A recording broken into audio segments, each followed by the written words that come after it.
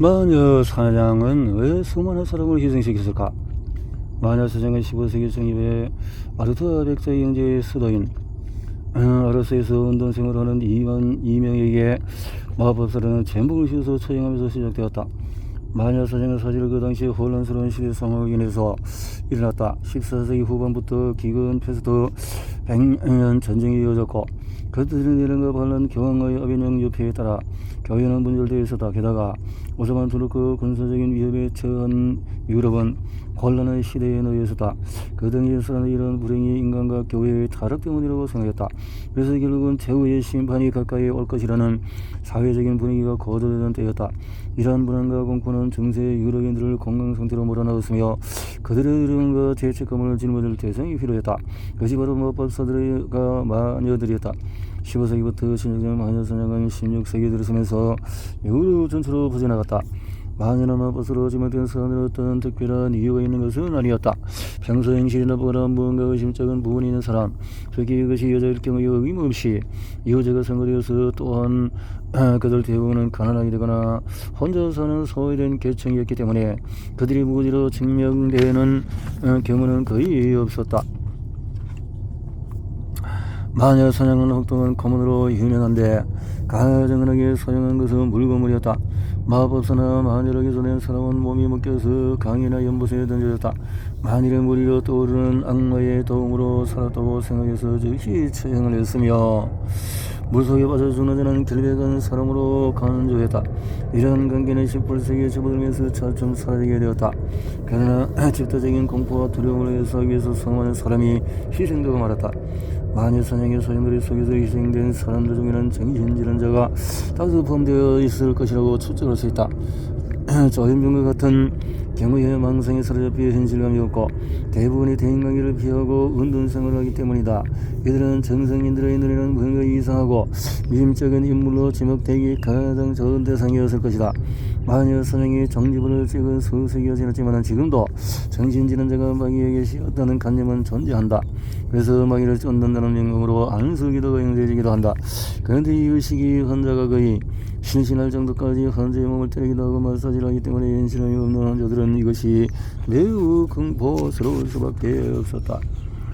특히 남자들이 나를 해치지 않을까 하는 회기망청한 또 환자 입장에서 보면 그들이 자신을 죽이려는 무리들로 보일 수밖에 없다.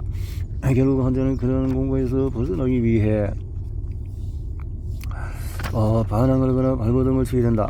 그러면 서기들은 사람의 입장에서는 이것은 마귀가 환자에게서 빠져나가지 않기 위해서 마지막 반응을 한다고 생각이 되어 기도문을 외우면서 환자를 힘으로 제압하거나 때리게 될 수밖에 없다. 악물을 제압해야 환자를 고칠 수 있다는 사명감 때문이다. 결국 환자는 여러 사람에게 붙들린 채 커다란 공포와 신체적인 폭력 때문에 탈진하거나 죽게 되는 것이다. 나치 유대인 학살은 현대판 마녀 사냥이라고 할 수 있는데 그들은 국가의 경제적인 어려움을 해소하고 자신들의 정권을 공고히 여는 반유대주의라는 편견을 교묘히 이용하고 부추겨서 수많은 무고한 사람들을 학살한 것이다. 무고한 사람들을 수많은 사람들을 이렇게 학살했다.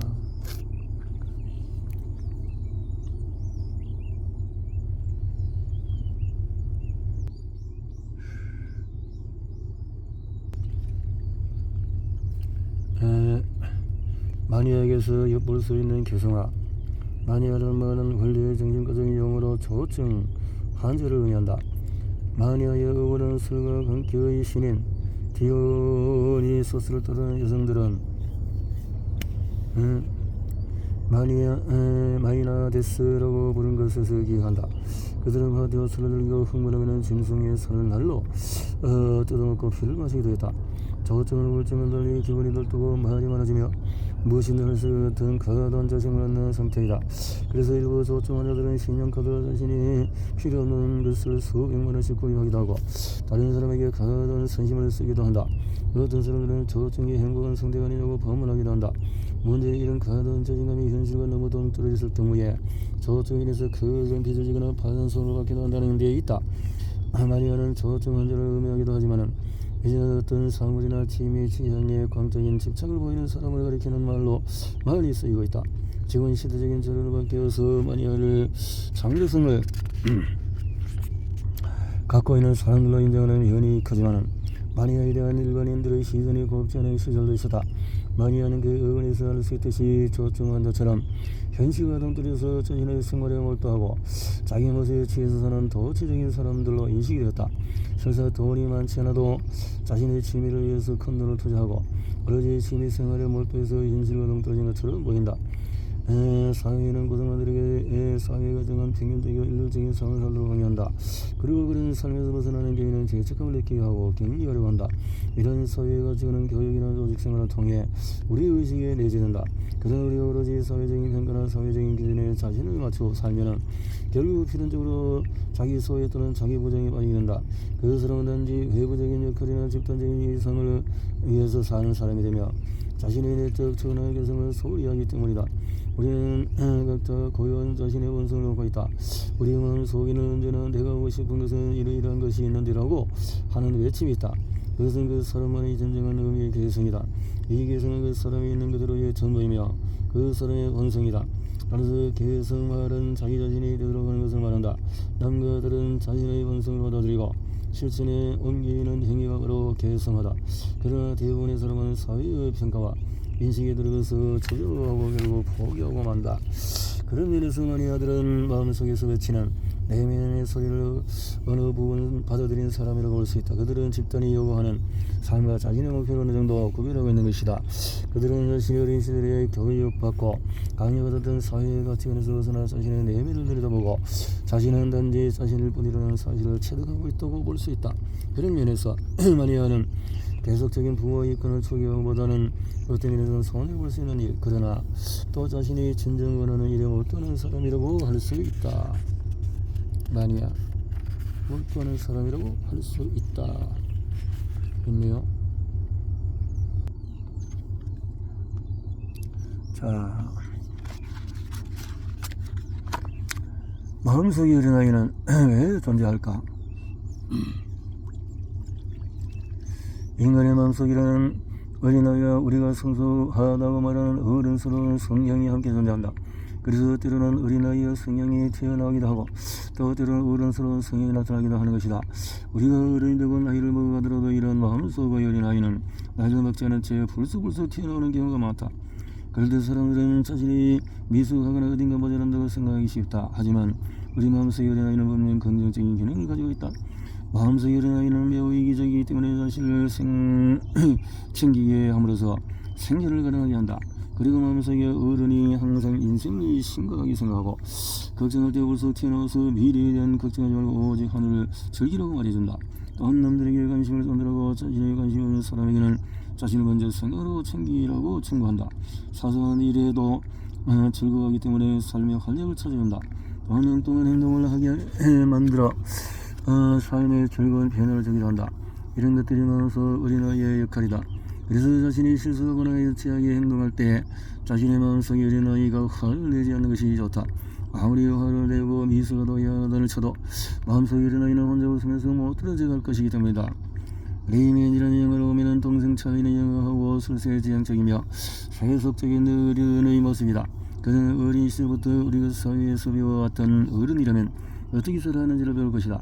그는 어떻게 해서든지 자폐증을 앓고 또 형 레이먼드의 돈을 가로채려고 하고 결국 여정거리에 있는 형을 깨워서 그를 데리고 나온다.